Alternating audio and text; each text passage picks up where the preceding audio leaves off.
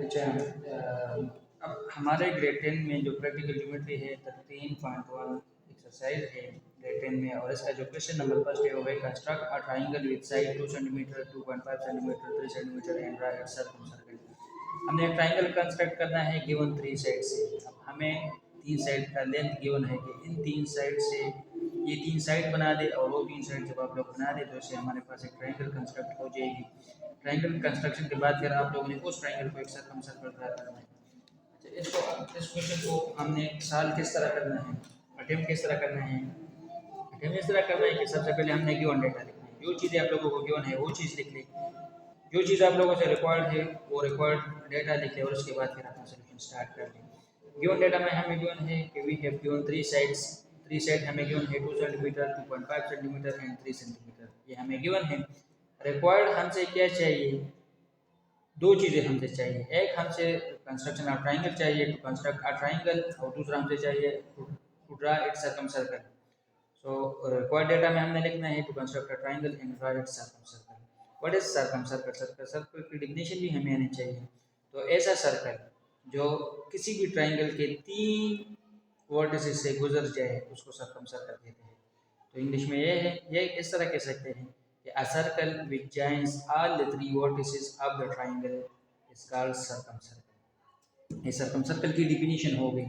तो हमारे पास ये होना चाहिए, एक ऐसा ट्राइंगल होना चाहिए कि उसके तीनों वर्टिसेस से हमारे पास ट्राइंगल गुजर जाए, उसको सर्कल कहते हैं। हमारे पास अगर इस तरह फॉर एग्जांपल ये एक ट्राइंगल है, हमारे पास ये एक ट्राइंगल है, तो ऐसा सर्कल जो इन तीनों साइड से गुजर जाए, इन तीनों वर्टिसेस से गुजर जाए, उसको हम क्या कहते हैं, सर्कल कहते हैं। अब हमने सबसे पहले जो रिक्वायर्ड डेटा में चाहिए, हमसे सबसे पहले कंस्ट्रक्शन ऑफ अ ट्राइंगल। तो हमें एक साइड का लेंथ गिवन है कि पहले आप लोगों ने रूलर इन स्केल रख के आप लोग 2 सेंटीमीटर का एक लाइन ड्रा कर ले। देखो उसको नाम दे दे ए बी।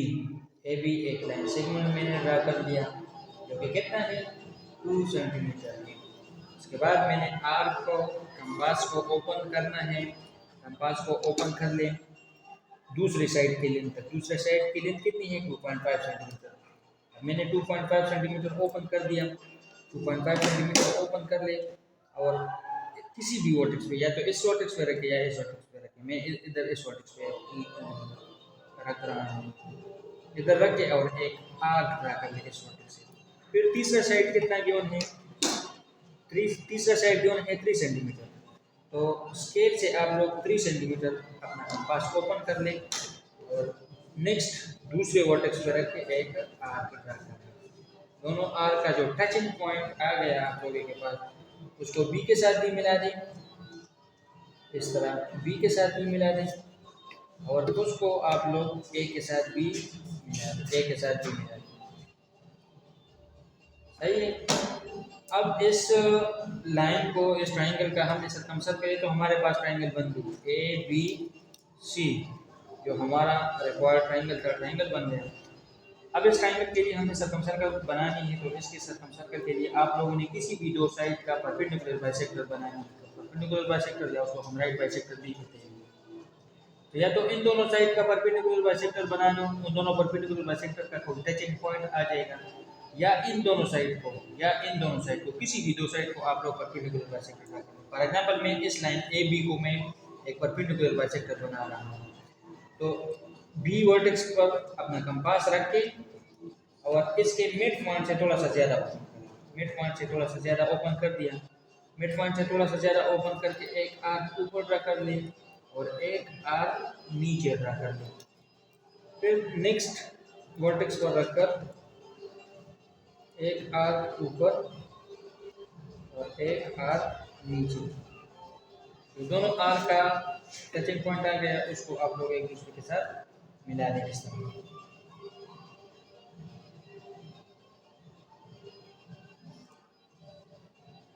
सही है।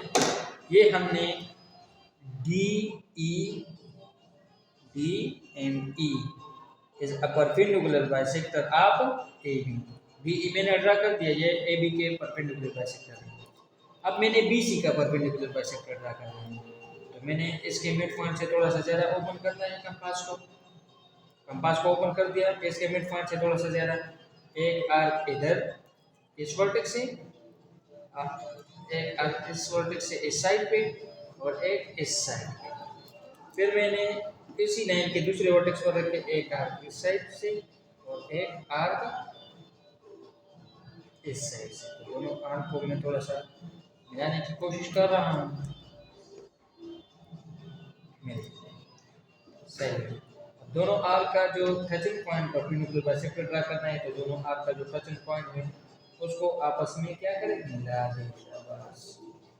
तो E एंड F हो, E एंड F, ये जो हमारा परपेंडिकुलर बाइसेक्टर है EF, ये कौन से साइड को परपेंडिकुलर बाइसेक्टर है, BC को। अच्छा, अब ये जो पॉइंट दोनों परपेंडिकुलर बाइसेक्टर का टचिंग पॉइंट आ गए, इसको हम क्या कहेंगे, O। This is the centre, this is the centre. Centre का मतलब क्या है कि अगर हम इस टचिंग पॉइंट को इस पर कंपास रख के A वर्टेक्स तक, B वर्टेक्स, C वर्टेक्स तक, आल्सो एंड B वर्टेक्स तक, इसका डिस्टेंस क्या होगा, सेम होगा। इसलिए मैंने आप लोगों को कहा कि ये वर्टेक्स तक सेम है, तो O पॉइंट पर अपना कंपास रख के और सारे वर्टेक्सेस से एक सर्कल ड्रा कर ले। तो अब कंपास O पर रखें और एक सर्कल ड्रा कर ले। वो सर्कल जो है वो तीनों साइड से गुजरेगा लाजमी, बिल्कुल।